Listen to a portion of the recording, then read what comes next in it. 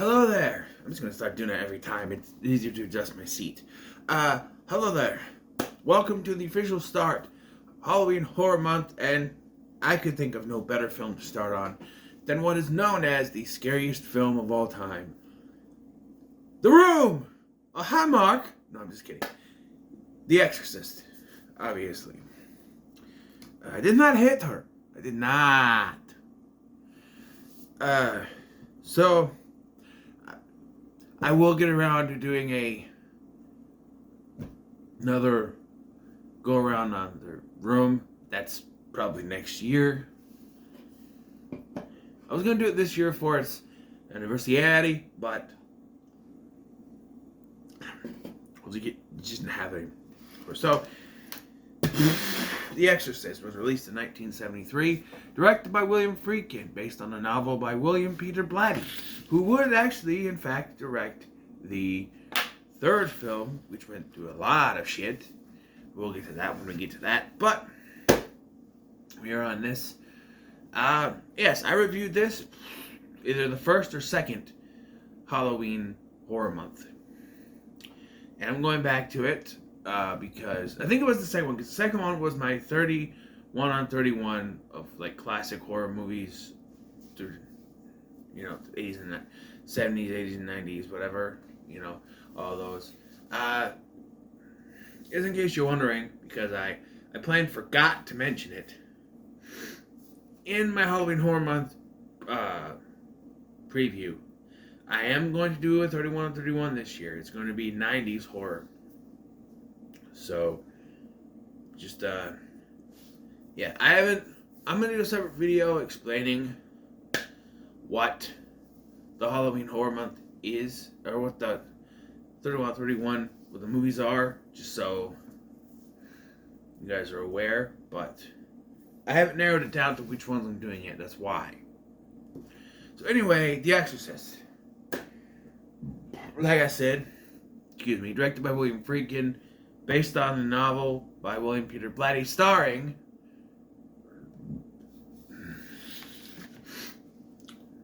there's nothing on the back of this. There's really nothing on the back of this. This is supposed to help me. Starring Ellen Burstyn and what's her name? I can't think of her name. I can see her face. Linda Blair. With Max von Sydow as Father Merrin and Jason Miller as Father Karras. Now, this movie. So this is only the second time I've ever watched this.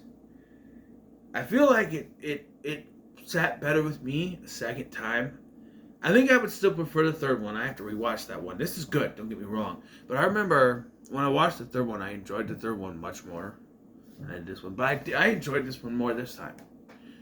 It is a classic film.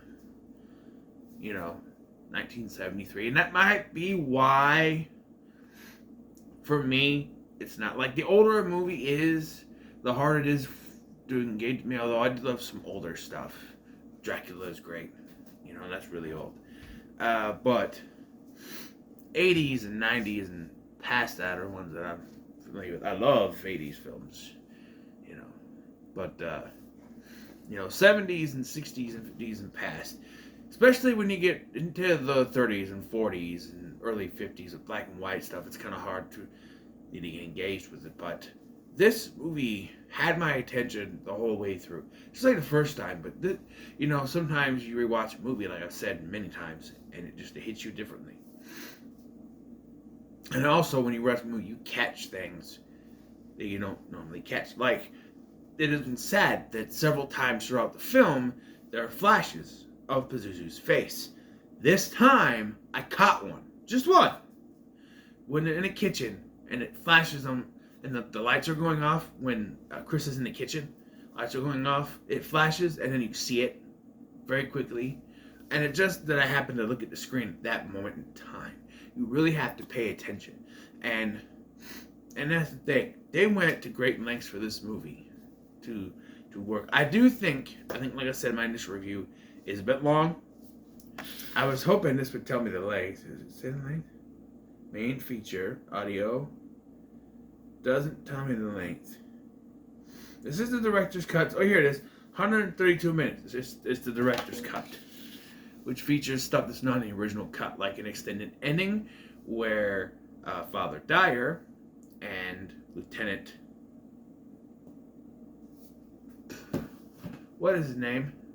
The lieutenant, the police officer guy, and go off and start a friendship, which does end up connecting in the third one. So the third one, which is technically the second one, because the second one was made without anyone's involvement except for Linda Blair. And then the third one was actually based on the book Legion by William Peter Blatty, who directed the film, but there's issues there. But it's a direct sequel to The Exorcist. But then there's those prequels that this franchise just goes through a lot of shit, including the second film, which is literally shit, or so I heard. I'll be the judge of that, but I don't think I'm gonna be too away from that. Anyway, so the film starts, and I think I said this in my original review, is jarring when, like I said, it adds to the length of the film. There's a bunch, it's a slow burn. It's very not exposition heavy. It's very background heavy. It gives us sort of a background on Marin, even though he's gone for a chunk of the film before he comes back. And he doesn't really have that big of a presence in the film than you would think. Even though this is him. He is on the cover. That's Father Marin right there. But he doesn't have, a bigger presence. His iconic scene of the taxi pulling up and him stepping out and it pulls away and he's standing there underneath the lamp. But he's not that big of a role. The priest who has the biggest role is Father Karras. We see him go through, pardon my French, some shit in this film, He loses his mother, and he has lost his faith before that. And, he used to be a priest, and now he's just a counselor, a psychiatrist, which is kind of weird, and, and he's forced into doing this exorcism eventually. But I think one of the things that gets me as to why this movie takes so long to get going is that for the longest time in this film, it just keeps being told that whatever's going on with Reagan is related to her brain. There's this dumbass doctor who keeps saying, oh, she's got a lesion. Not legion, like the third, like the sequel to this, but a lesion in her brain. They do like a surgery and everything, and they give her Ritalin, which Ritalin helps you pay attention. If you're having spasms and freakouts, that Ritalin's not gonna help. I used to take Ritalin so that my attention in school, I would pay attention in school. I used to take that stuff. That's what it does. It's, I was told it's supposed to calm you down. It sort of does, but it also has like an adverse effect on those who don't need it. Like it'll do, And this guy shouldn't be giving out prescriptions. I'm sorry, he's a fucking idiot. And even when Father Karras is finally approached, and by the way, is it proper procedure for priests to smoke? And I don't do what you want, but I don't know, this is the 70s, but I just find it weird to see priests smoking. And if there's a couple of times you see priests smoking, I'm just like, and one of the first things when Chris McNeil meets with Father Karras, do you have a cigarette, Father? Who asked the priest that? I laughed. I'm just like, she was asking a priest for a cigarette.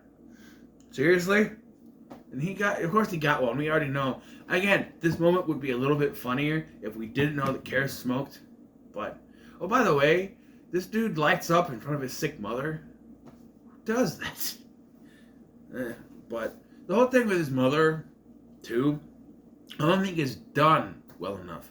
Like, he sees her, right? And then he goes back to California or whatever. And then he has to go back to see her in New York. Because she's in a hospital and her brother is there. By the way, his name is Dimmy. I'll keep calling him Karis, but, like, she calls him Dimmy. Even his uncle calls him Dimmy. Father Dimmy.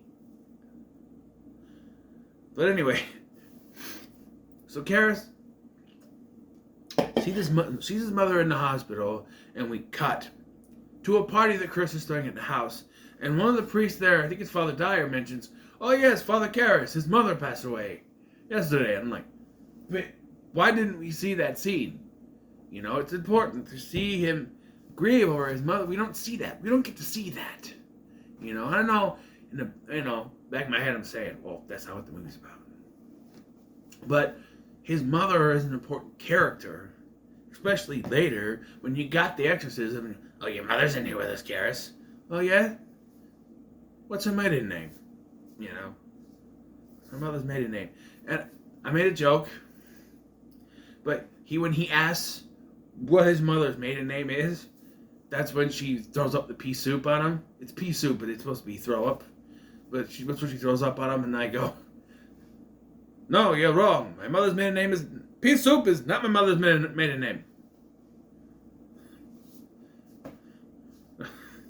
I don't know. I thought it was funny. But, yeah, and here's the thing. Eventually, when they get to the exorcism, it's, you can see the breaths. That's not a special effect. They actually lowered the temperature in there so that they could see the breath. It's not some kind of effect. It's not dry ice. It's actually that cold. Which, they're saying something. You go to lengths to get that kind of effect. In 1973, you couldn't do CGI, which is why one of the, best known scenes is not in the original theatrical cut, where she's spider walking down the stairs, which actually went on longer, where she flips over and that's the snake tongue, which Pazuzu is the, serpent demon, but that's a little silly. I like it's just like went on the steps. They didn't have it in the original cut because they couldn't hide the wires. Now, in 2000 they could go on the computer and go beep beep, get in there. Because in 2000 they re-released the director's cut, which I don't know how much more. I know that one and the ending, I know for sure, are scenes that weren't in the original cut.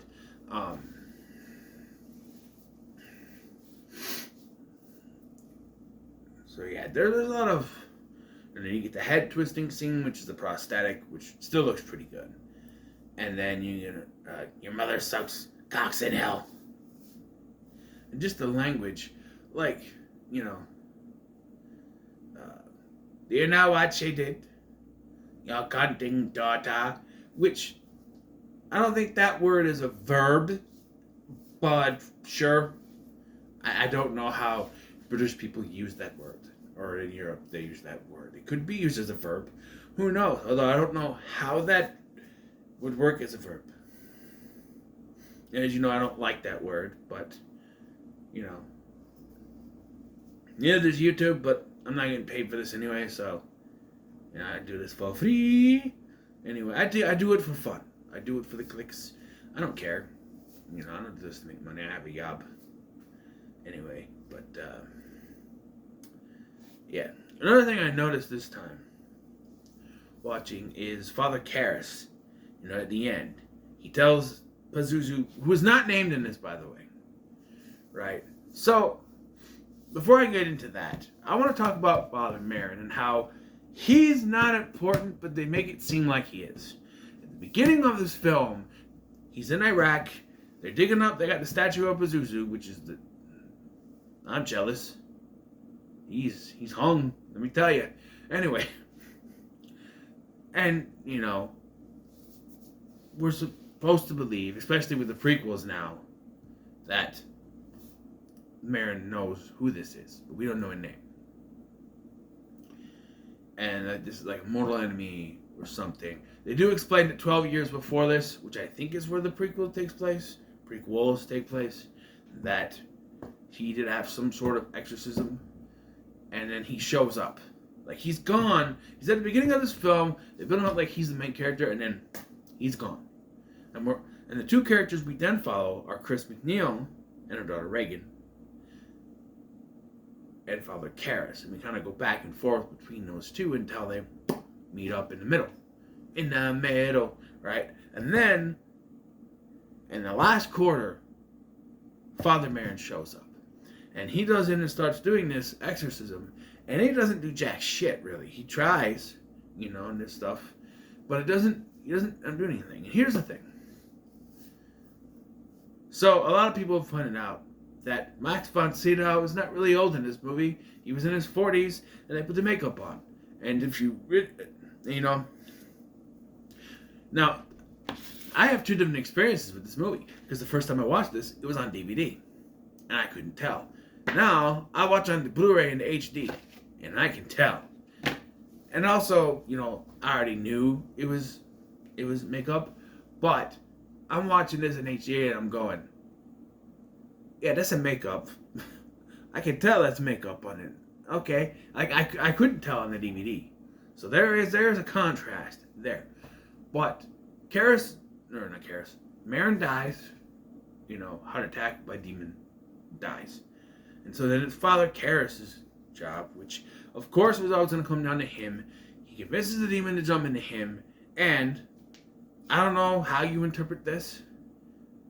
Most people would say that the demon takes hold of him, makes him jump out the window. But that's not what it is. Father Karras is in control of his body when he does it. Because what happens is, he convinces the demon Pazuzu to jump inside of him. And he's even screaming, no! And he yeets himself out the window. Falls to his death. People swarm in. Then you got Father Dyer, who grabs his hand, and he goes, he says, do you want to be freed of all your sins? And he grabs his hand, which means yes. And he asks another question. He grabs it again, which means yes. Which means that Father Karras is still alive, but also he's in control of his body, And, I'm sitting there watching this, and I'm thinking, it varies. The amount of possession varies sometimes.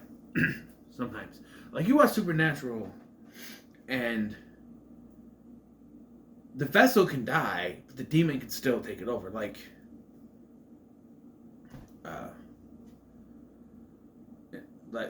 you see, demons in Supernatural, they'll,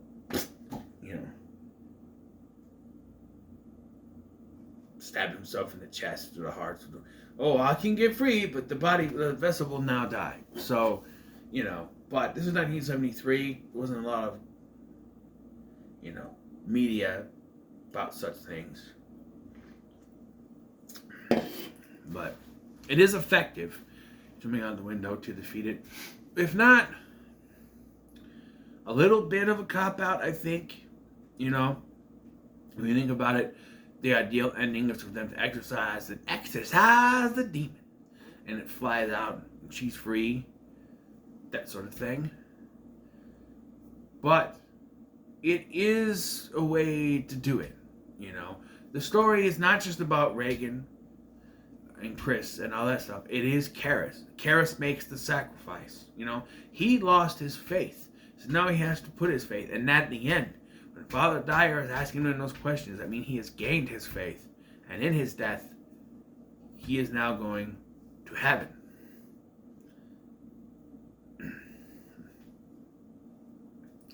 And let's talk about Reagan for a minute, okay?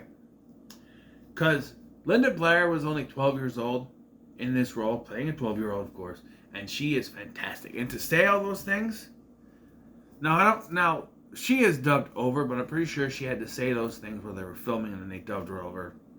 So I don't even know if she knew what half the words she was saying was, but I'm pretty sure she didn't do the spider walk. That had to be like a stunt double or something. But, yeah. And the one scene I want to call out, though, is at the end.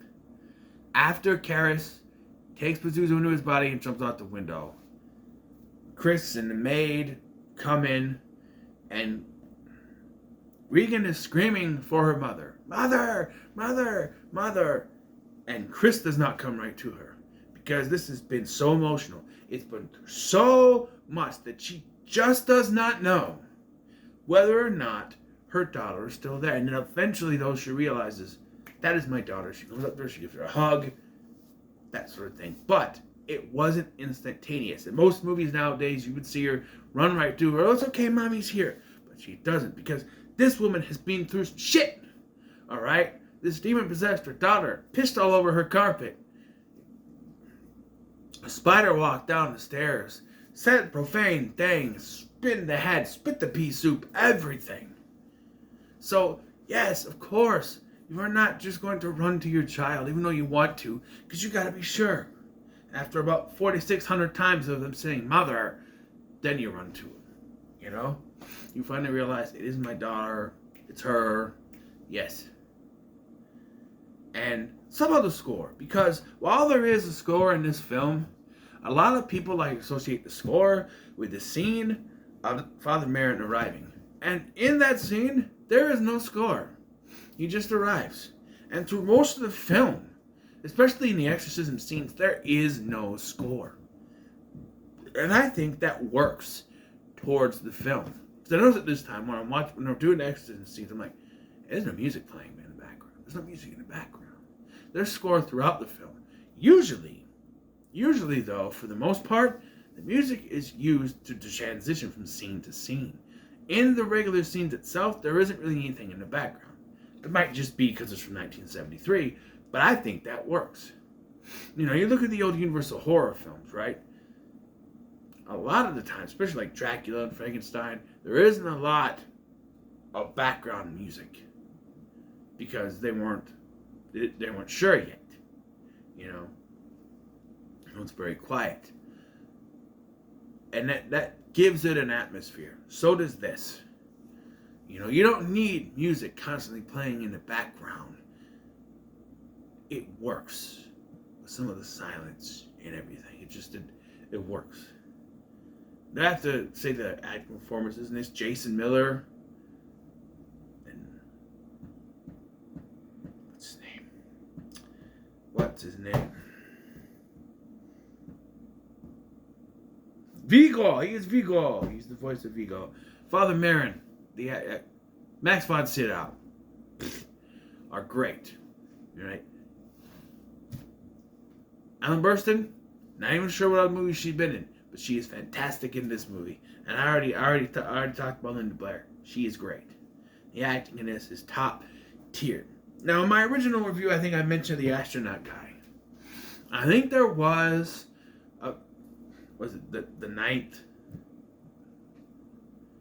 dimension or the ninth configuration or something, which I forgot was a thing. I should have done it because I think it's technically part of this. But I think that has to do with that guy, because at the party, possessed Reagan comes down, looks at the astronaut and goes, "You're going to die up there." And that never comes back. And I was just like, yeah, that never comes back, does it? And does that have to do with the night configuration or not? I don't know. But I think it goes without saying, this movie is great. I am going to say that this movie, you know what? I'm going to say it's pretty good. Very high, pretty good, by the way. But this is, you know, it's one of those films, for me at least, that, you know, because of its length and its subject matter, it's not one I go back to often, but it is a good watch. I do recommend it. So, with that in mind, I'm going through all these movies except for the ninth configuration because I forgot about it. I probably should have included it because I forgot. So, that means that next is this thing. I do not have high hopes for this because I've heard so many bad things about this movie. But you know what? I am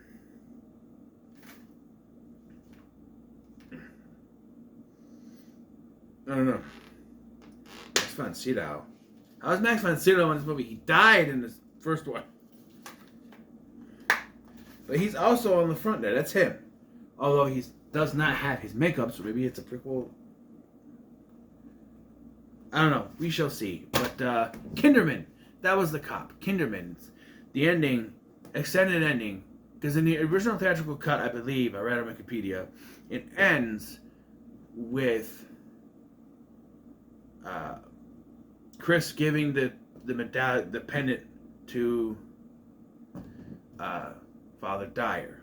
But in the director's cut ending, Father Dyer gives it back and then meets up with Kinderman, and they decide to go watch a movie and have lunch and something. So they end up having a friendship, which does continue in Exorcist 3. But yeah. So, what are your thoughts on The Exorcist? Let me know in the comments below. Make sure to like, share, and subscribe. Thank you for watching. I'm Scotty, and I'll see you in the next one.